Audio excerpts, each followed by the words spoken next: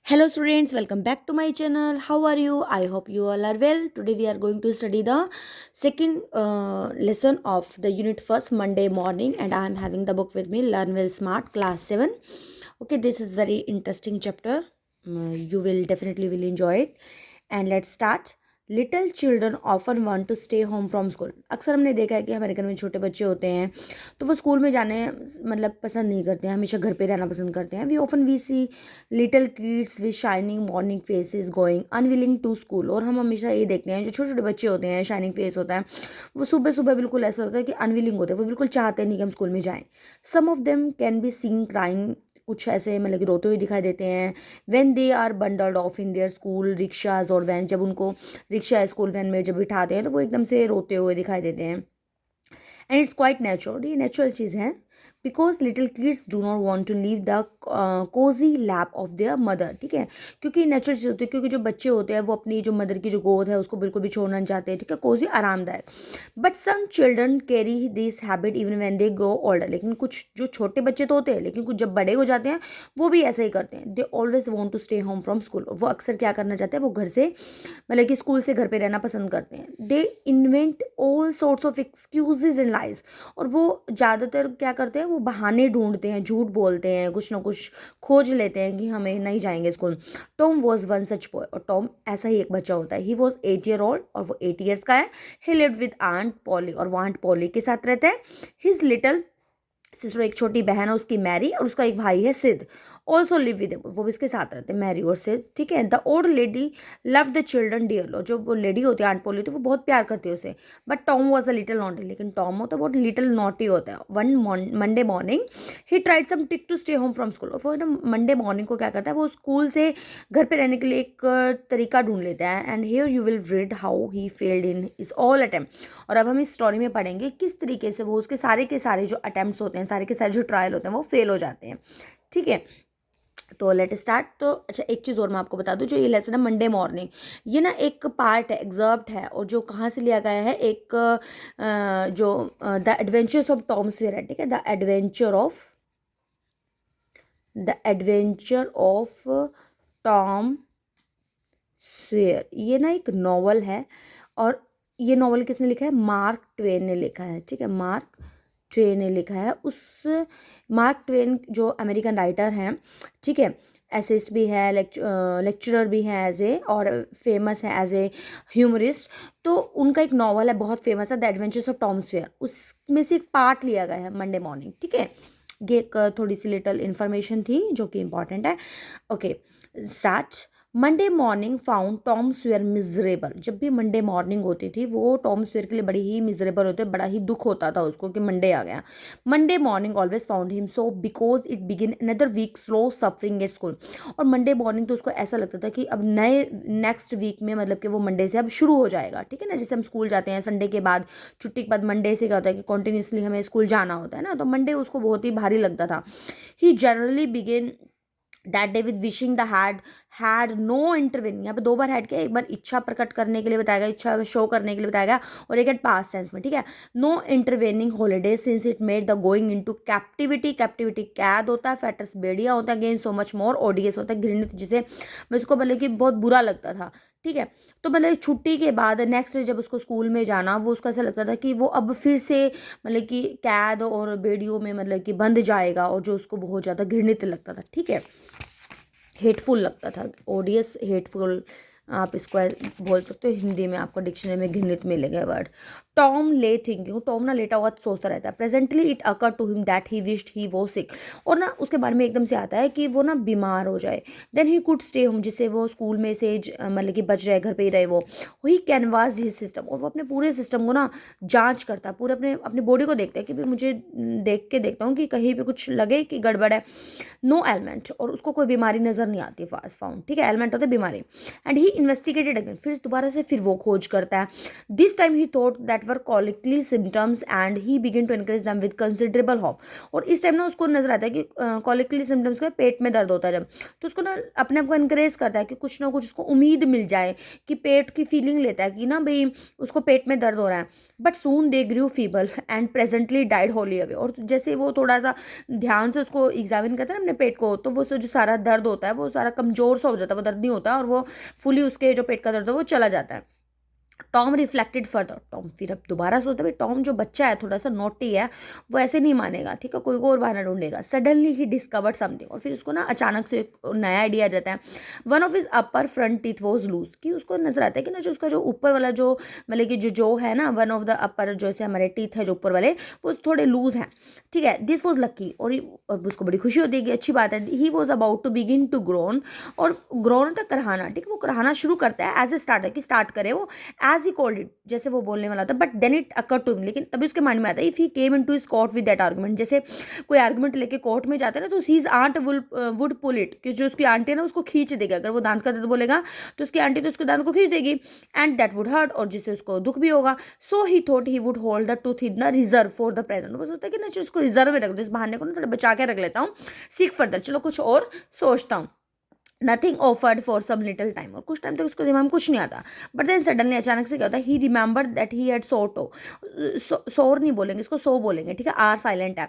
और वो एकदम से उसको याद आता है कि जो उसका जो टो है ना, पैर का अंगूठा, वो दर्द कर रहा है. वेरी गर्ली, बड़ी तेजगी से, इच्छा से, उत्सुकता से, he drew it from under the sheet. उसने क्या किया, पैर को, अपने अंगूठे को उसने शीट से बाहर निकाला, बेड शीट से, और held it up for the inspection. और ना उसने उसकी इंस्पेक्शन करी. He did not know the necessary symptoms. हालांकि उसको ज़्यादा लक्ष्य नहीं पता था कि जैसे पैर के अंगूठे में और क्या क्या हो सकता है, but it's quite worthwhile to chance it. लेकिन उसको थोड़ा ना फायदेमंद सा लगा कि भाई हाँ, मुझे मौका मिल गया ये करने का.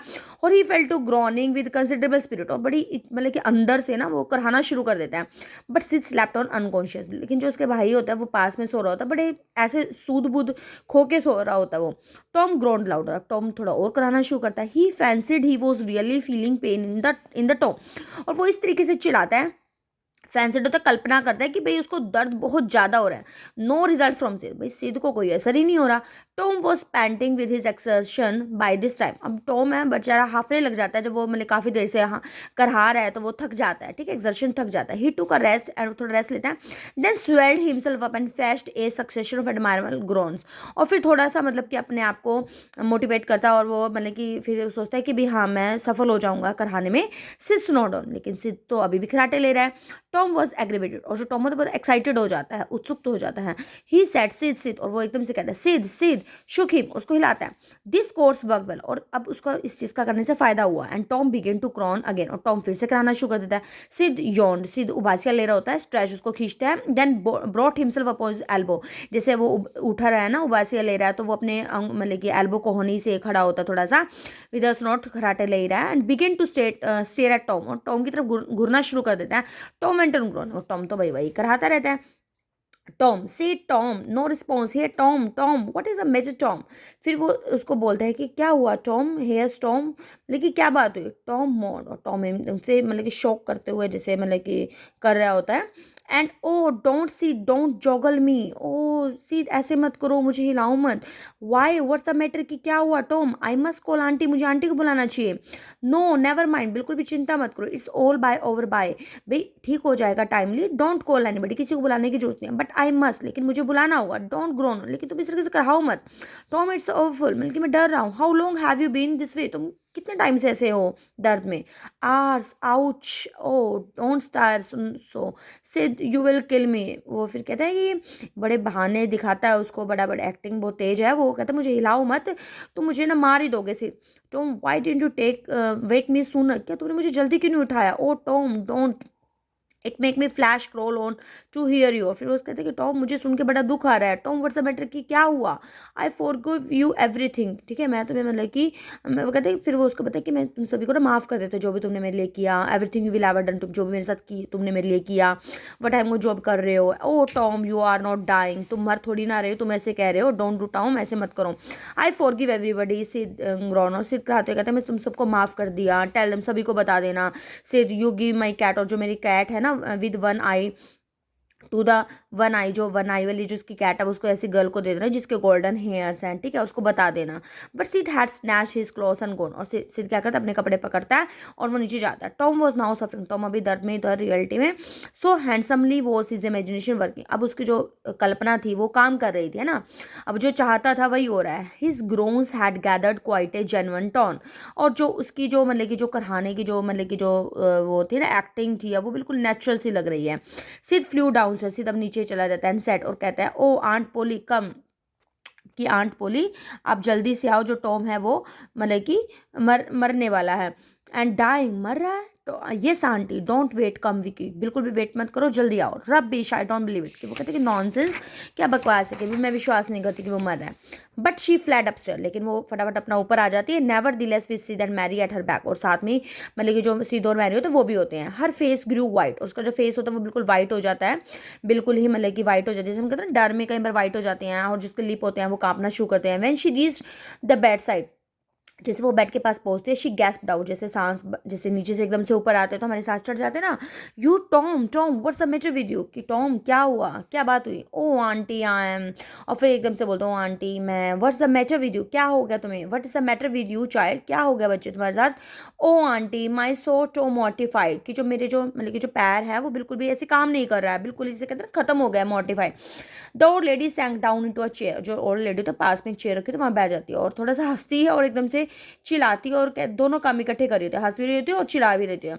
दिस रिस्टोर्ड हर, एंड इस तरीके से वो मतलब कि वहाँ पे बैठती है और कहती है Tom what a turn you gave me, कि तुमने मुझे क्या शौक दिया, टर्न यू गेव मी मतलब क्या धक्का दिया, मतलब कि क्या शॉकिंग सरप्राइज दिया। नाउ यू शट अप, अब तुम चुप हो जाओ, ये नॉनसेंस बातें मत करो, क्लाइंब आउट ऑफ दिस, ठीक है, वो जैसे वहाँ बैठ जाती है। एंड द ग्रोन सीज, और फिर जैसे ना मैंने क्लाइम्ड आउट ऑफ दिस मतलब कि उसको एकदम से खड़ा कर देती है, तो जो उसकी जो कराने की जो वो होती है ना, करा रहा होता है वो खत्म हो जाता है, जो पेन होता है वो चला जाता है उसका टो का, क्योंकि उसको पता होता है उसको खड़ा कर दिया एकदम से उसका दर्द भाग जाता है। The boy felt a little foolish, और वो जो बच्चा होता है मतलब कि उसको समझ भी नहीं आता, उसने इसको खड़ा किया ना बिल्कुल फुलिश फील करता है वो, और वो एकदम किसे कहता है कि आंट पोली इट सीम्ड मॉर्टिफाइड, कि मुझे ऐसा लग रहा है कि जैसे खत्म हो गया है मेरा, इट हर्ट सो मच, मुझे बहुत दुख हो रहा है, that I never minded my tooth at all, कि मुझे इतना दर्द हो रहा था कि बल्कि मेरे टूथ में भी दर्द हो रहा था, मैंने बल्कि वो माइंड नहीं किया, बल्कि मुझे वो भी याद नहीं रहा। योर टूथ इंडिड, कि तुम्हारे दांत, सच में, what's the matter with your tooth, तुम्हारे दांत को क्या हो गया। वन ऑफ दैम लूज, कि इनमें से ना एक ढीला हो गया, जैसे हमारे दांत ना हिलने लग जाते हैं बचपन में।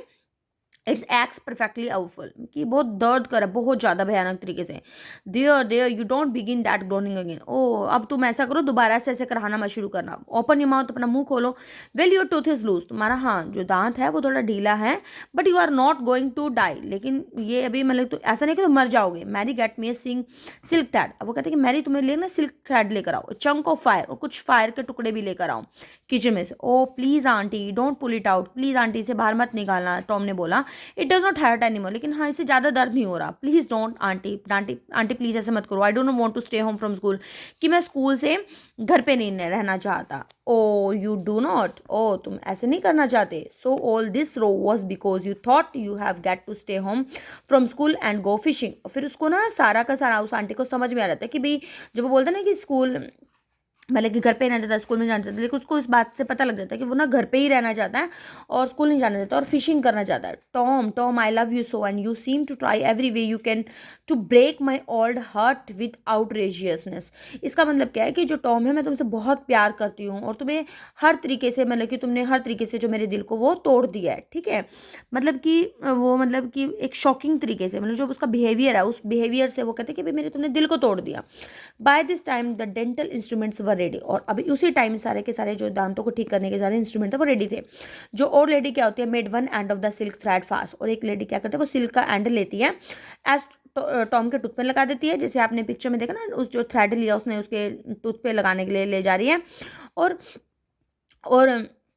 Tide the others to the bed post, bed post क्या होता है, जो बेड का जो एक सीरा होता है उसको बोलते हैं, ठीक है, उस पे बांध देती है। मतलब कि जैसे यहाँ पे जो थ्रेड है ना, यहाँ पे देखो उसने बांध दिया और एक जो थ्रेड है वो दांत पे लेके जा रही है।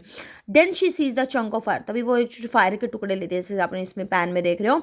And suddenly thrust it almost into the boys, और मतलब कि अचानक उसके उसके पास लेके जाती है। अब जैसे क्या होता है वो जैसे होता है ना कि हम कुछ मतलब कि जलने वाली चीज़ अगर पास हो तो हम फटाफट मुंह खोल लेते हैं, तो वैसे तो बंद कर लेते हैं। Sorry. The tooth hung dangling by the bedpost now. और एकदम से जो टूथ होता है वो बिल्कुल ही जो बेड के जो सिरहाना होता है ना पास में, उस पे वो आ जाता है, टूट कर आ जाता है, ठीक है। अच्छा, उसके बाद क्या मेरा, but all tries being their compensation, जितने भी अभी ये जितने भी ट्रायल हो रहे थे सब करने के, वो सारे के सारे क्या हो जाते हैं, मतलब कि जो कंपनसेशन का मतलब क्या था कि मतलब कि उस चीज़ की पूर्ति हो जाना किसी भी चीज़ की, ठीक है। मतलब कि जो सारे के सारे जो ट्रायल्स होते हैं वो कुछ ना कुछ अच्छा रिजल्ट लेकर आते हैं। कैसे? As Tom went to school, अब क्या होता है, जितने भी ट्रायल हुए थे तो उसकी वजह से जो टॉम होता है वो क्या करता है, स्कूल ब्रेकफास्ट करने के बाद चला जाता है। As he was the envy of every boy he met because, अब he was the envy of the every boy, इसका मतलब क्या कि अब हर बच्चा जो स्कूल में उसे मतलब कि ईर्ष्या कर रहा था, जलन कर रहा था। He met because the gap in his upper row of teeth enabled him to expectorate in a new and enviable way. और क्यों जो अदर बच्चे हैं उसे चिढ़ रहे थे, क्यों कर रहे थे, क्योंकि जो उसका जो टीथ निकल गया था, टीथ निकल में वो खाली होगा ना पोर्शन, तो उसकी वजह से वो जो कफ करते खांसी करते वो एक अलग तरीके से कर सकता था। He gathered quite a following of lads interested in the exhibition.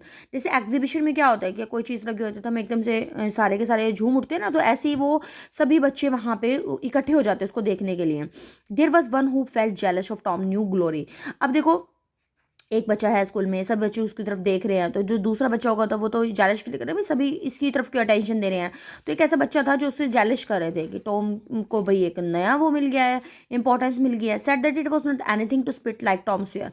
और वो बोल के क्या कहते हैं कि वो कुछ ऐसा नहीं है कि जो ऐसे स्पिट कर रहा है, थूक रहा है जैसे टॉम सॉयर कर रहा है। सेड अनदर वे वन सार ग्रेप्स। और वो जो दूसरे बच्चे हैं उसको बोलते हैं कि सार ग्रेप्स। सार ग्रेप्स का मतलब क्या, जैसे अंगूर खट्टे होता है वैसे, अगर इसको हिंदी में देखें, लेकिन इसका अदर मीनिंग क्या है कि जो चीज़ आप चाहते हो लेकिन आप कर नहीं पा रहे हो, आप ऐसे दिखा रहे हो कि आप वो चीज़ चाहते नहीं हो, है ना, लेकिन अंदर से आप चाहते हो, लेकिन आप ऐसे दिखा रहे हो कि आप नहीं चाहते हो।